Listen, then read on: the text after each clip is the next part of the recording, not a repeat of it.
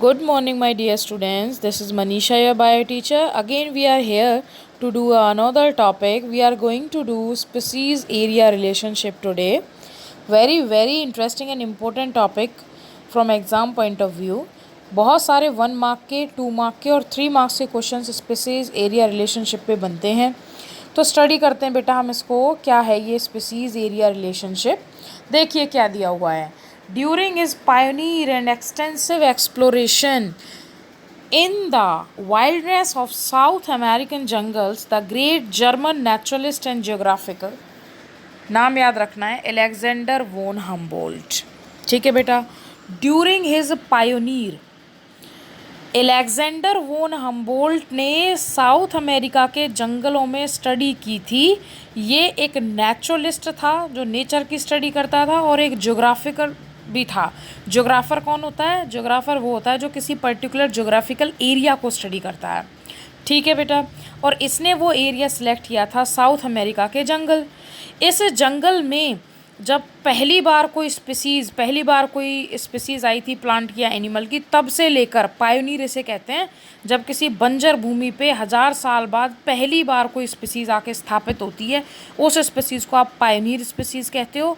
तो पहली स्पीसीज़ से लेके एक्सटेंसिव एक्सप्लोरेशन, जब उसमें तेज़ी के साथ प्लांट और एनिमल भर गए, तब तक जो है उसमें अमेरिका के जंगलों की स्टडी की थी। किसने? अलेक्जेंडर वोन हम्बोल्ट ने। मतलब समझा है उसने इसको। और उसने क्या एब्जॉर्ब किया? उसने ये एब्जॉर्ब किया, जैसे जैसे आप एरिया बढ़ाते जाते हो वैसे वैसे उसके रेस्पेक्ट में बायोडाइवर्सिटी बढ़ती जाती है, स्पीसीज़ रिचनेस बढ़ती जाती है।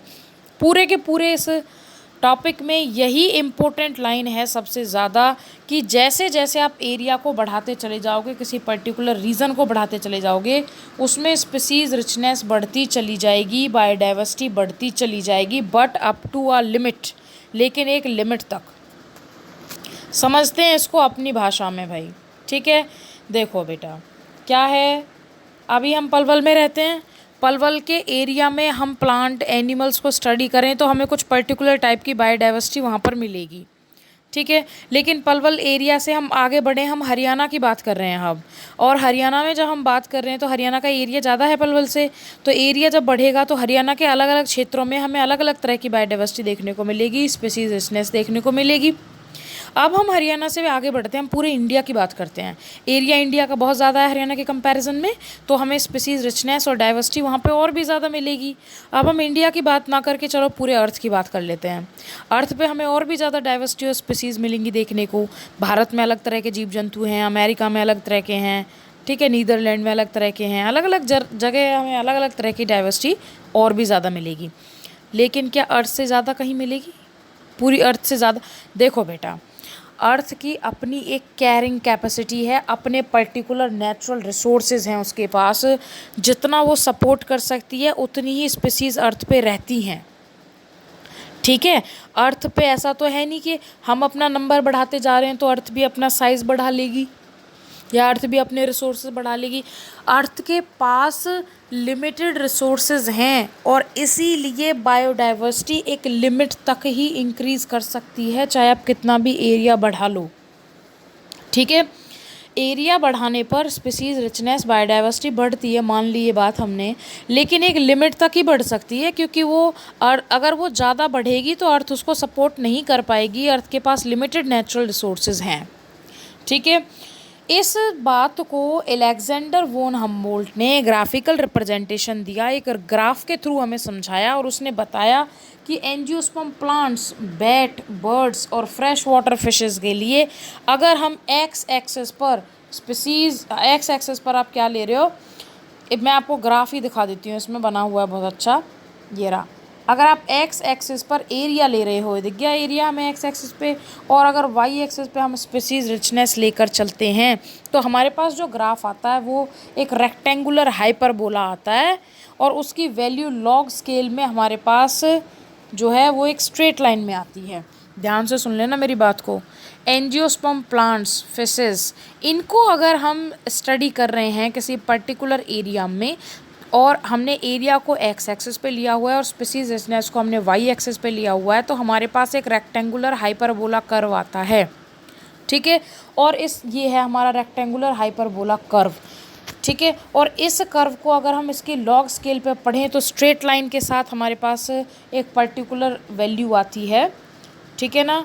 क्या है वो वैल्यू? वो वैल्यू है हमारे पास बेटा log s is equal to log c plus z log a, ठीक है। अब ये क्या है? ये log s log c z, इन्हें समझ लेते हैं, ठीक है। आइए पढ़ते हैं इसमें आगे क्या है। मोबाइल व्यू ले लेते हैं। ये देखो दिया हुआ है हमें, the relationship is describe by a straight line equation log s is equal to log c plus z log a, where s represent the species richness, a represent the area and z represent the slope of line. Regression coefficient भी हम इसको बोलते हैं। What is slope? फिर चलते हैं हम अपने डायग्राम पे, फिगर पे चलते हैं फिर, ठीक है। ठीक है बेटा, ये आ गया हमारा अगेन द पिक्चर, ग्राफ आ गया। तो इसमें स्लोप क्या है? देखो ये लाइन जो ये क्या है बेटा, इसको मैं यहाँ पर एक लाइन खींचूँ तो ये क्या है? ये स्लोप है। क्या चीज़ है? ये स्लोप। अब देखो स्लोप जैसे जैसे एरिया बढ़ रहा है, स्लोप जो है वो क्या है? और भी ज़्यादा स्टीपर होता जा रहा है, और भी ज़्यादा ढलान इसकी बनती जा रही है। स्लोप बढ़ता जा रहा है जैसे जैसे आप एरिया को बढ़ाते जा रहे हो, मतलब जेड की वैल्यू एरिया बढ़ने के साथ साथ बढ़ रही है। What is Z? Z is slope. जैसे जैसे आप एरिया बढ़ा रहे हो, देखो आप जेड की वैल्यू में ज़्यादा स्टीपर पॉइंट आ रहा है, जेड की value, this is the slope, कि स्लोप बढ़ रहा है, ठीक है। अब चलते हैं हम दोबारा से मोबाइल व्यू पे और समझते हैं इसके डाटा को। देखिए यहाँ पे इक्वेशन याद करो पहले तो मेरे साथ, log s is equal to log c plus z log a। What is s? Species richness. What is a? Area. What is z? Slope, ठीक है बेटा। c क्या है? c है y इंटरसेप्ट। अब ये y इंटरसेप्ट भी समझना पड़ेगा। देखो बेटा ये x एक्सिस है, ये y एक्सिस है, यहाँ से हमारी लाइन स्टार्ट हो रही है, ठीक है। What is this? ये क्या है? This is intercept. क्या है ये चीज़? ये इंटरसेप्ट है, ठीक है। ओके, फिजिक्स से बहुत अच्छी तरह से क्लियर होती हैं वैसे ये चीज़ें, फिजिक्स में तुम्हारे में है भी ग्राफ्स के टाइप। ओके आगे देखते हैं। Ecologist have discovered that the value of Z, Z value जो है बेटा वो कितनी आती है? कितनी आती है उसकी वैल्यू? रेंज कर रही है वो 0.1 से। बहुत इंपॉर्टेंट है ये, अंडरलाइन हो जाना चाहिए, एनसीईआरटी में याद हो जाना चाहिए डाटा, बहुत इंपॉर्टेंट है ये, कि जेड की वैल्यू जो है वो कितनी है? 0.1 से 0.2 है, ठीक है। whatever it is the plant in Britain, birds in California, mollusk in New York, the slope of regression line amazingly similar। आप बेटा ये जेड वैल्यू चाहे आप न्यूयॉर्क में निकालो जाके, या आप कैलिफोर्निया में निकालो भैया, आप ब्रिटेन में निकालो, ठीक है, उनमें ये वैल्यू जो है लिविंग ऑर्गेनिजम्स के लिए it is same, means 0.1 to 0.2। But if analyse the species area relationship, लेकिन अगर आप इसको स्पीसीज़ एरिया रिलेशनशिप के बेसिस पे एनालाइज करोगे तो आप क्या देखोगे कि जेड की वैल्यू जो है वो ज़्यादा हो जाती है, ज़्यादा स्टीपर समझ गए ना, मैंने बताया था, है ना। ये देखो कम स्टीपर है यहाँ पे, ये ज़्यादा स्टीपर है, ढलान ज़्यादा है इसकी, ठीक है। तो जेड की वैल्यू ज़्यादा स्टीपर हो जाती है, कितनी हो जाती है? 0.6 से 0.2। बेटा क्या बात है? ये क्या बोला मैंने? ये मैंने बोला the value of Z will be increases when you increasing area. आ रही बात समझ में? एरिया और स्पीसीज एरिया रिलेशनशिप में आप अगर आप इसको पढ़ोगे और आप बढ़ा रहे हो एरिया को, definitely the value of Z will increases, ठीक है। ये आया हुआ क्वेश्चन है कि फ्रूजीवोर बर्ड्स, अब पढ़ो इसको, फ्रूजीवोर बर्ड्स एंड मैमल्स जो ट्रॉपिकल फॉरेस्ट, बेटा ट्रॉपिकल फॉरेस्ट देखो, पूरे ट्रॉपिकल फॉरेस्ट की बात हो रही है, बहुत बड़ा एरिया है, ठीक है।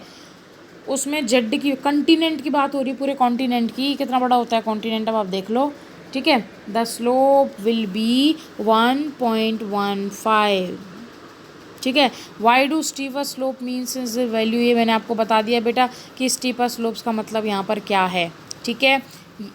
अब क्या है, ये हमारा ग्राफ हो गया। तो बेटा ग्राफ अगर आपको समझ अच्छे से आ गया है तो देखो 2-3 बार वीडियो को देखना है जब तक कि ये ग्राफ और ये वैल्यूज़ आपको समझ ना आ जाएं। थोड़ा सा इम्पोर्टेंट ये जो टॉपिक है, तो आज सिर्फ हम एक छोटा सा ही टॉपिक करते हैं जिससे आप इसको अच्छे से क्लियर कर लो। Okay, thank you.